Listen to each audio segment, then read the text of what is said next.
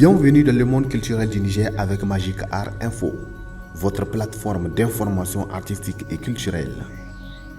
On commence avec la France qui interdit la programmation des artistes du Burkina, du Mali et du Niger. On nous a montré en fait que c'est comme si les artistes africains, surtout de ces trois pays, sont des mendiants. Alors que quand un artiste part dans un pays, c'est pour partager, c'est en fait un moment de partage. Donc il y a toutes ces choses que peut-être Emmanuel Macron n'arrive pas à comprendre. C'est ridicule lorsqu'on boycotte un artiste aujourd'hui. Sincèrement, les coopérations culturelles ne doivent pas se mêler des histoires politiques. Bien que nous, au Niger, leur décision ne va pas nous impacter. Moi, je pense que c'est même une bonne chose pour nous. Ça va nous permettre maintenant de creuser et de chercher d'autres partenaires. Ce que j'ai comme appel, c'est de revenir sur leurs décisions. Parce que pourquoi? C'est pour leur intérêt. Nous là, on est conscients. Qu'il la France soit là ou pas, nous allons vivre. Le jeudi 21 septembre a eu lieu le Festival international de culture africaine et du vivre ensemble au rond-point Harubanda. C'est un festival que nous avons organisé dans le cadre de la promotion de la paix.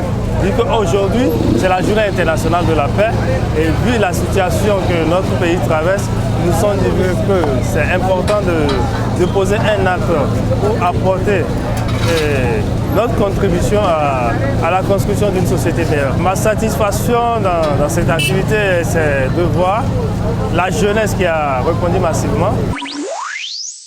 Vendredi 8 septembre a eu lieu le cabaret du Rio au centre culturel Forge A. Oui, c'est interdit. Honnêtement, je n'ai pas fait. Ah, tu n'as pas encore pissé? Non. La main, c'est 4 000. Ah non, je n'ai pas fait. Tu n'as pas encore fait? Oui, je n'ai pas fait. D'accord. Donc maintenant, il faut pisser et puis tu vas payer.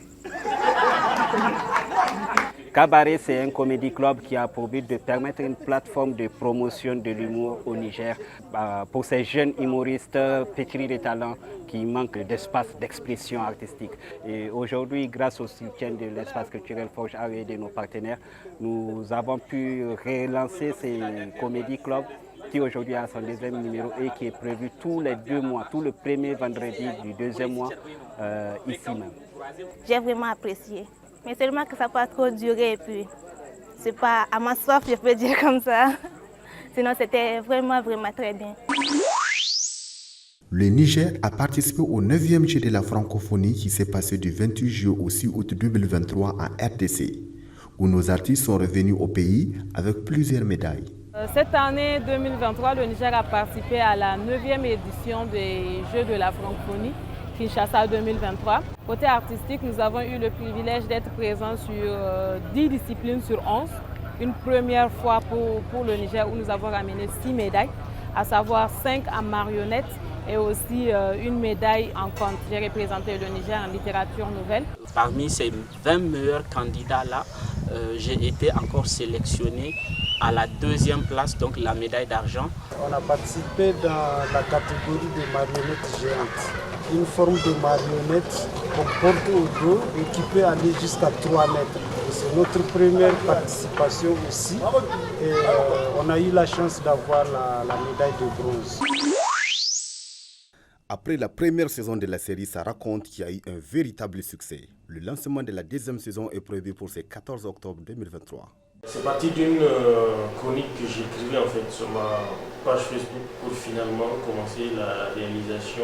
On a eu pas mal de bons retours. C'est clair qu'il fallait faire une 2e saison. Le lancement de la 2e saison est prévu pour le 14 octobre 2023. Et en prélude à ce lancement, nous allons faire un tapis rouge le 11 octobre où on va présenter le projet aux potentiels partenaires.